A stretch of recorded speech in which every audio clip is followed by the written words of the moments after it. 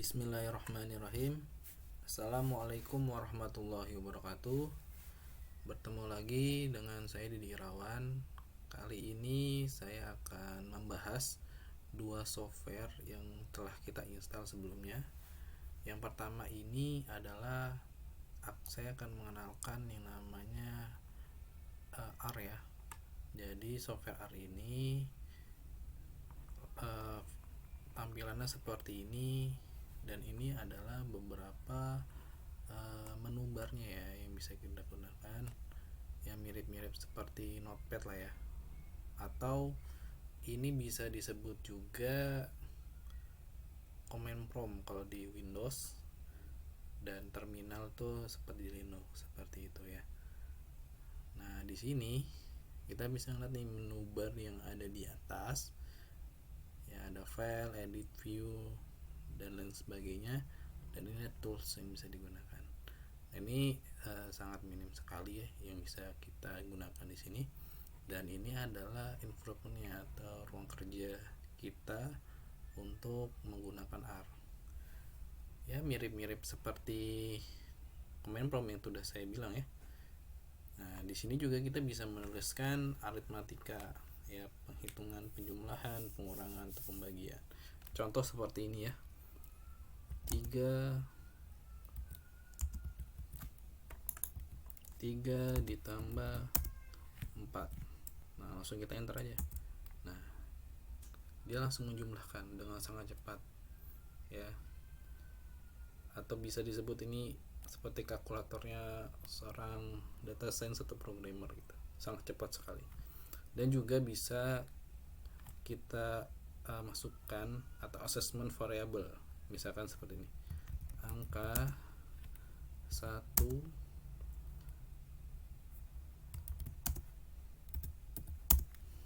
3, enter. Nah kalau seperti ini tidak bisa ya, jadi harus digabung seperti ini, angka langsung di assessment ya 3. Nah dia akan masuk, terus kita tambahkan lagi angka 2, misalkan 10. Nah kita bisa jumlahkan angka 1 ditambah angka 2, 7. Oh sorry, ininya kurang ya. Nah 13, jadi 3 tambah 10 sama dengan 13. Dan masih banyak lagi penggunaannya, tapi ini sangat tidak disarankan bagi pengguna R ya, karena sangat minim sekali yang bisa kita lakukan. Nah makanya kebanyakan orang itu menggunakan RStudio untuk sebagai bahan kerjanya ya, atau untuk menuliskan script yang ada di R-nya. Sekarang kita akan beralih menggunakan RStudio ya.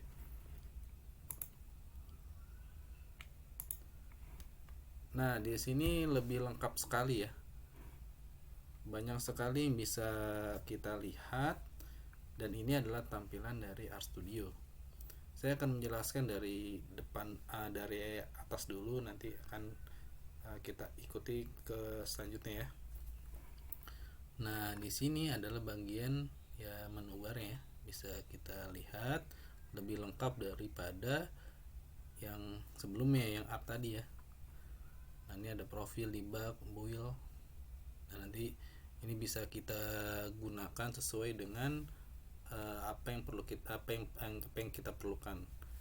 Dan di sini juga ada toolsnya yang bisa kita gunakan ya, berupa save as, dan di sini juga nanti kita bisa membuat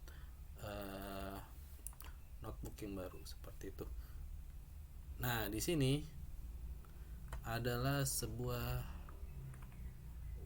script Windows, jadi kita menuliskan sintak atau codingan yang beribu-ribu baris. Nah ini akan kita tulis di sini seperti ya. Dan juga kalau yang ini, nah ini adalah konsol. Kalau yang R tadi itu hanya konsolnya saja. Makanya pas kita install, yang harus kita install dulu adalah software R-nya, karena kalau tidak ya kita tidak bisa menggunakan RStudio, karena RStudio juga di dalamnya itu ada konsol. Ya ibaratkan R-nya itu adalah sebuah mesinnya. Nah, sedangkan RStudio itu adalah dashboard. Nah, ini yang sangat kita gunakan untuk menganalisa data, mengolah data itu di RStudio. Nah, di sini adalah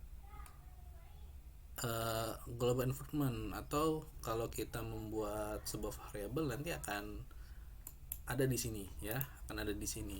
Nanti akan kita praktikkan lebih mudah ya, agar paham maksud dari apa sih ketika kita membuat variabel maka masuk ke sini gitu. Nah, kalau di sini nanti kita bisa menaruh directory file ya. Misalkan kita mau di mana, di file mana, folder mana, nanti bisa kita taruh di sini. Misalkan saya mau naruh directory di belajar R seperti itu ya. Open. Nah, nanti kita akan mengklik ini dulu, lalu kita set as working.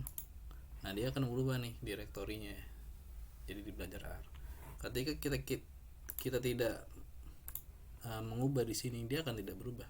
Makanya jangan lupa langsung set as working seperti itu ya. Dan juga di sini kita bisa menginstal package ya. Ya, kalau di Visual Studio Code yang pernah kalian gunakan ya untuk sebagai programmer atau sebagai analisa data, nah itu mirip sekali ya. Nah, di sini kalian bisa cari library apa, package apa yang mau kalian gunakan. Ya, misalkan cari di sini package-nya itu adalah misalkan ggplot. Nah, nanti akan ada di sini. Tinggal kalian install aja, klik ini, nanti klik ini. Dia nanti langsung langsung ke install. Sangat mudah sekali ya. Baik, kita akan coba membuat sebuah variabel. Nah, nanti bagaimana cara mengeksekusinya seperti itu ya. Nah, misalkan saya membuat seperti tadi ya, angka 1 misalkan 3 seperti itu. Nah, kita bisa mengeksekusinya dengan cara klik run atau Ctrl L ya. Coba kita jalankan dulu ya. Nah, dia akan masuk ke sini. Oke. Nah, ketika kita tulis kembali angka 1, ya udah kita klik Ctrl L coba ya. Nah, dia akan keluar 3 seperti itu ya. Nah, misalkan kembali kita jumlahkan ya, misalkan kita membuat angka 2 gitu ya. Angka 2 misalkan 4, Ctrl L, kemudian kita jumlahkan angka 1.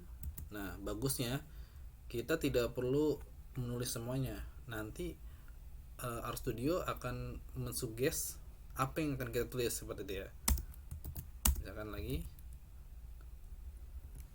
Nah, dia akan keluar ya suggestnya ya. Angka 2. Nah, langsung kita Ctrl L.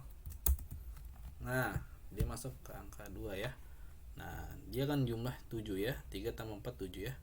Nah, di sini bisa kalian lihat. Nah, ini adalah variabelnya. Variabel yang sudah kita buat nih di sini ya. Angka 1, angka 2 ya. Kalau kita lihat,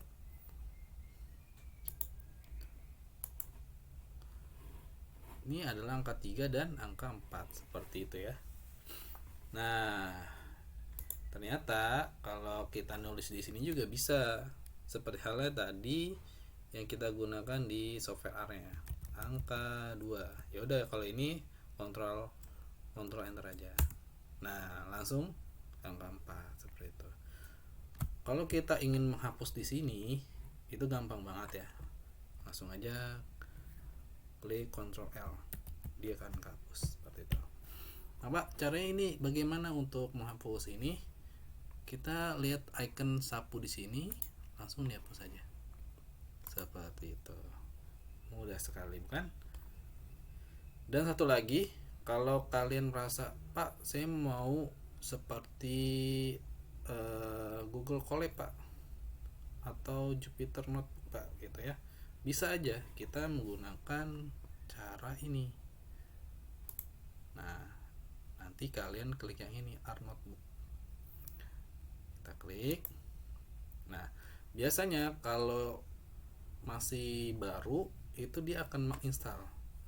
Makanya kalian pastikan laptop kalian itu terhubung ke internet. Kalau tidak, kalian tidak bisa menginstal notebooknya dan kalian tidak bisa menggunakan. Nah, caranya seperti apa? Caranya ini kita hapus dulu ya, biar gampang. Kita hapus dulu. Nah, ini kita hapus dulu ya. Nah, jadi kita kalau menulis sebuah script atau coding itu harus di dalam ini. Kita membuat sebuah variabel ya. Misalkan variabel nama kita assign, misalkan nama Dedi Irawan. Nah, langsung aja kita Ctrl Enter, dia akan ada di sini ya. Bagaimana cara kita nampilin di sini? Langsung aja ya, kita panggil atau eksekusi namanya, lalu Ctrl Enter. Nah, dia akan hasilnya keluar di sini, persis seperti Google Colab. Kalau Google Colab juga ketika kita eksekusi dia akan menghasilkan ada di bawahnya. Bagaimana caranya angka dan kita jumlahkan? Misalkan kita ingin menjumlahkan 34 ditambah 7. Langsung aja kita klik Ctrl Enter. Nah, dia akan berubah seperti itu. Jadi tergantung dari teman-teman semua, apakah mau menggunakan yang pertama seperti ini atau yang kedua seperti Google Colab. Itu terserah kalian. Biasanya saya sih lebih suka yang ini ya, karena ini lebih mudah dan simpel. Tapi tergantung dari teman-teman mau seperti apa, dan itu adalah bebas ya, tidak menjadi patokan. Dan ini saja yang bisa saya jelaskan terkait dengan improvement pekerjaan yang ada di R dan R Studio. Semoga ini bisa menjadikan kalian lebih semangat lagi dalam belajar R, dan juga semoga apa yang tadi saya jelaskan bisa bermanfaat. Kurang lebihnya saya minta maaf ya kalau dalam penjelasan masih banyak kekurangannya. Assalamualaikum warahmatullahi wabarakatuh.